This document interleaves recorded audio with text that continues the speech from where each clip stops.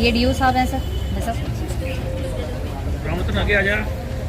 और ये हमारे डीसी मोटर के हैं। इधर आ जा यार, इधर एक्टिव रहे करें।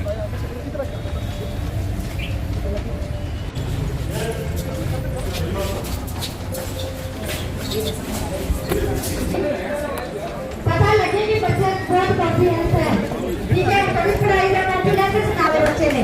भारत माता की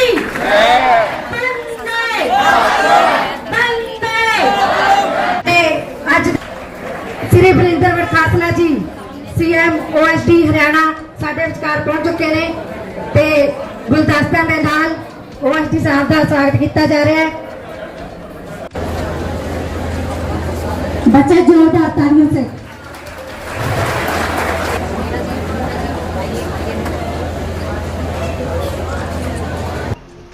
एक बार जोर से जब बोलेंगे भारत माता की, ये हाथ ऊपर उठाना है, सीधा हाथ ऊपर उठाना है। भारत माता की वंदे वंदे। बदल गया टेस्ट थोड़ा सा। विशेष कार्यक्रम में उपस्थित इस कार्यक्रम की प्रणेता और इस कार्यक्रम को एक आकार, विचारों को आकार देने वाली बहन निताशा सिहाग जी, तेजस्वी विचार अभी आपने सुने। डीईओ महोदय सुभाष जी, मुख्य अध्यापक महोदय मदन मलिक जी, सभी अन्य साथीगण और जिनके लिए यह कार्यक्रम हुआ है, मेरे प्यारे छोटे भाई और छोटी बहनें, मैं आप सभी को नमन करता हूं, आपका वंदन करता हूं, अभिनंदन करता हूं। ये कार्यक्रम माननीय मुख्यमंत्री जी के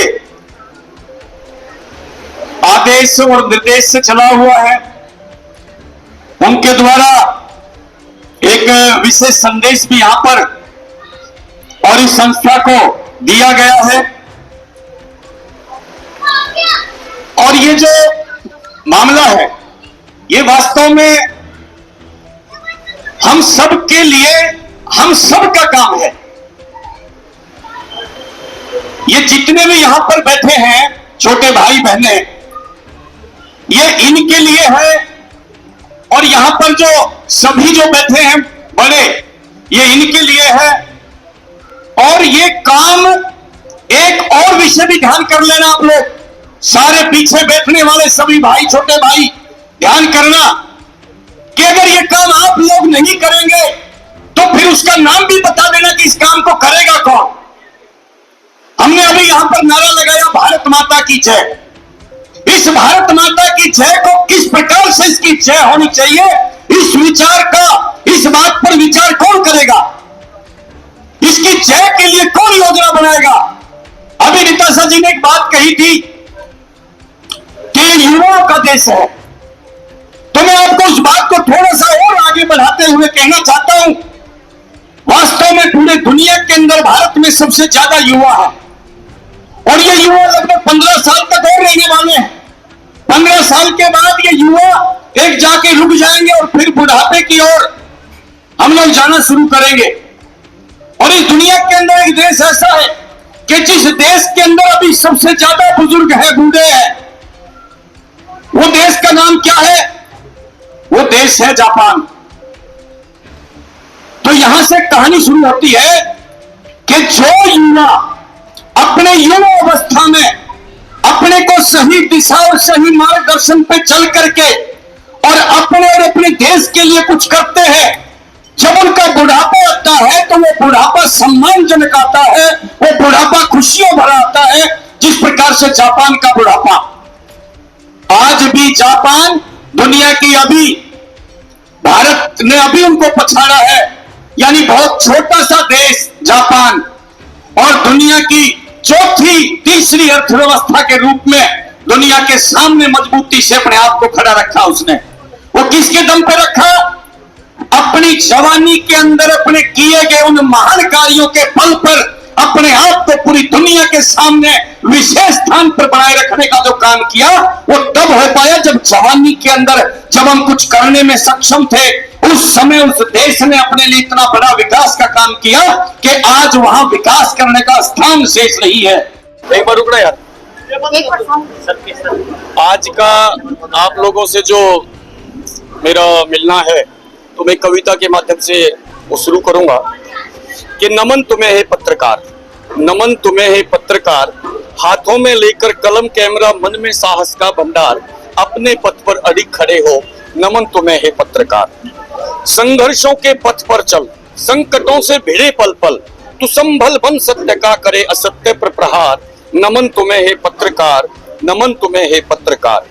ये कोरोना के समय लिखी कविता है कि चलती रही हर पल हर घड़ी, न रुकी अथक कलम तेरी, लिखती रही न चिंता करी, होगी जीत या मिलेगी हार, नमन तुम्हें है पत्रकार, नमन तुम्हें है पत्रकार।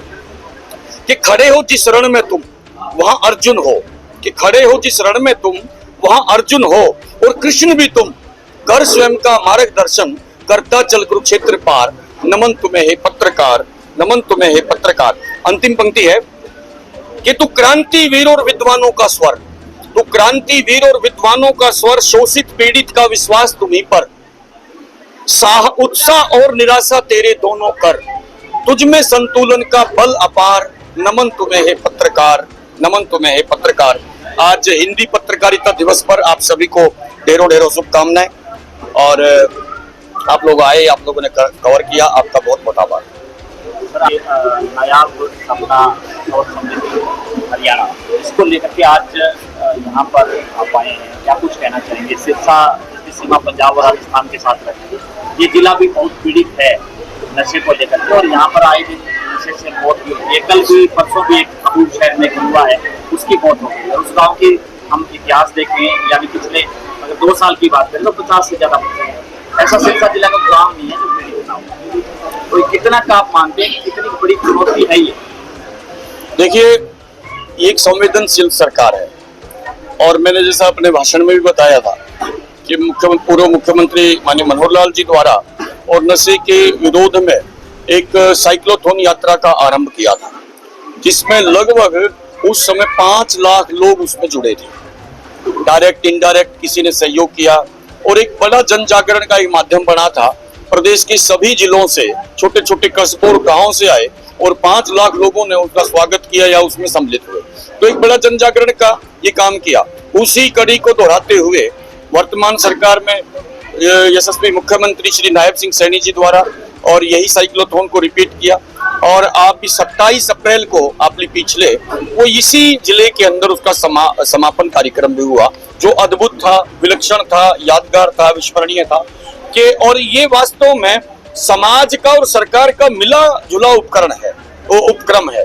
तो हम सब लोग जब तक मिलेंगे नहीं, इस विषय पर एक आम नैरेटिव डेवलप नहीं होगा, लोग इसके लिए खड़े नहीं होंगे, तब तक इसको पार पाना मुश्किल है। लेकिन सरकार ने जो किया है, चाहे वो पूरे स्टेट का, पूरे प्रदेश का जो आपस में जो कॉम्बिनेशन, जो एक तरह से एक दूसरे का सहयोग का जो मंच तैयार किया है, वो बहुत अच्छा हुआ है। और 2020-21 के बाद तो बड़ी मात्रा में एक सफलता ये मिली है कि पहले जो इनको सजाएं नहीं होती थी, अब इसमें सजाओं का भी प्रावधान बढ़ा है और सजाएं होनी भी शुरू हुई है। और जन जागरण में भी ये देखा गया है कि पहले की अपेक्षा अब उस दिशा में हम काफी आगे हैं। तो हम सबके सहयोग से, और अभी जो नेता जी ने आज यहाँ पर जो कार्यक्रम किया, और इस कार्यक्रम का उद्देश्य भी यही था कि ये एक सेकंड फेज है कि अब ये पूरे प्रदेश का था, ये जिले जिले में घर घर जाकर के जन जागरण अभियान हो, और लोग जिम्मेवारी लें कि मेरा गांव है, मेरा गांव नशा मुक्त हमने बनाना है।